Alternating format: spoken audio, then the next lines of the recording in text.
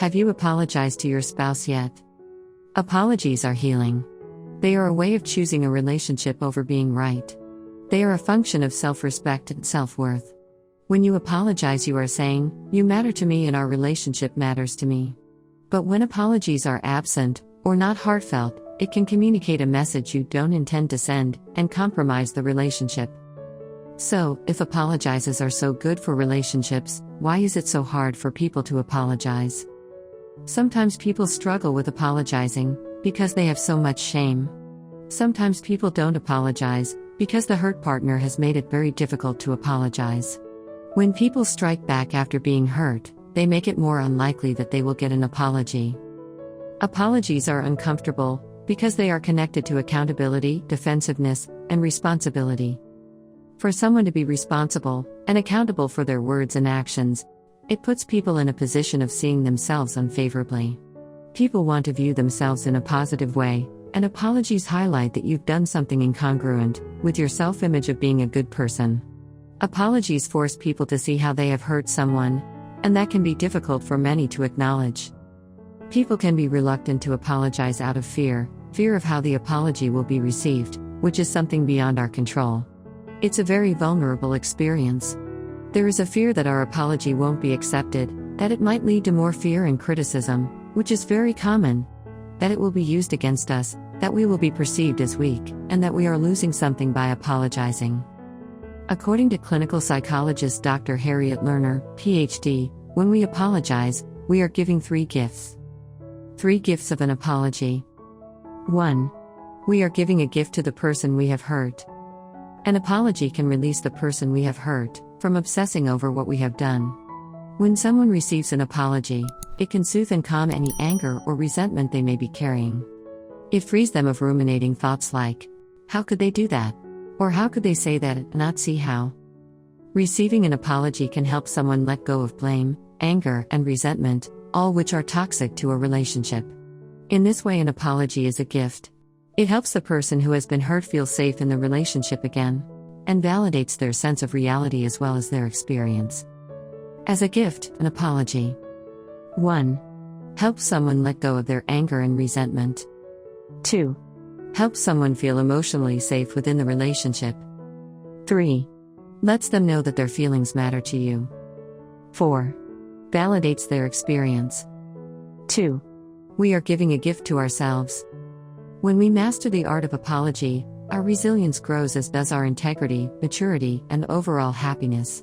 When we apologize to someone for something we have done, it forces us to hear how badly we hurt someone. When we meet someone who we have hurt with our own vulnerability and sorrow, we will come out feeling more brave and having more self-respect for having the courage to do it. No matter how our apology is received, if we stand firm behind our apology, we are gifting ourselves compassion. 3. We are giving a gift to our relationship. Relationships need to be able to heal after hurt and disconnection. When we mess up, we have to be able to own that, so the relationship isn't weaker for it. A strong relationship and good intimacy is built upon people's ability to repair after hurt. Bad apologies. A bad apology can be damaging to a relationship. If someone doesn't apologize for something, but they change their behavior in order to not repeat the hurt, then the relationship has a good chance of bouncing back from that hurt. However, if someone apologizes but continues with the hurtful behavior, then things are not good. The apology isn't meaningful because it isn't backed with changed behavior, it isn't followed by intentional effort to do differently, and to avoid repeating the hurt. An apology without changed behavior is a bad apology. The message being sent is, you, your feelings, your experience, our relationship, doesn't matter. The negative consequence to a bad apology is that the relationship will suffer and the individuals will grow distant.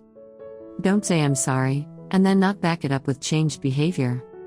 Good apologies. A good apology has 3 things: accountability, empathy, vulnerability. In a good apology, there is accountability with less rationalization, minimizing, and denial. Before you apologize, stop and ask yourself, what is this going to feel like to the person I'm speaking to? What's the impact going to be on them? A good apology also has empathy for the person you are speaking to. Empathy is a way to validate someone's experience by expressing an understanding of what it must be like for them. Empathy has the power to calm someone down because you are conveying to them their feelings make sense to you. A good apology will also contain an element of vulnerability.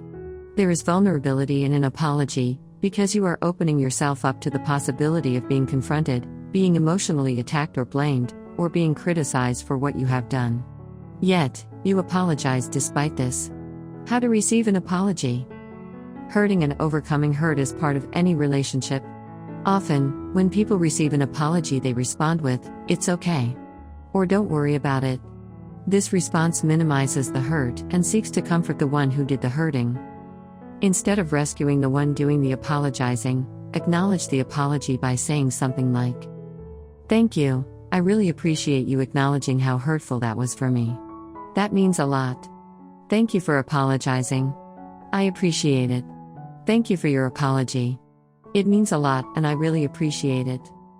By responding to an apology in this way, you are communicating that yes, the apology was needed and that you accept it. It's important to understand that giving an apology can be scary. Apologies have inherent vulnerability in them, which is why people avoid and struggle with giving and receiving them.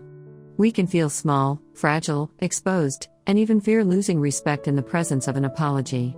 They force us to acknowledge an unsavory aspect of ourselves that might make us feel shameful and guilty. It makes sense that people want to avoid apologies.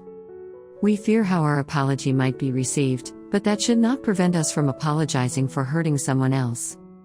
Hurting and overcoming hurt is part of being in a relationship. We need to give ourselves, and those in our lives, permission to be human, to make mistakes, and to make repairs. Though apologies can be scary, we stand to gain more respect and a stronger relationship when we open ourselves up to giving and receiving meaningful apologies from the heart.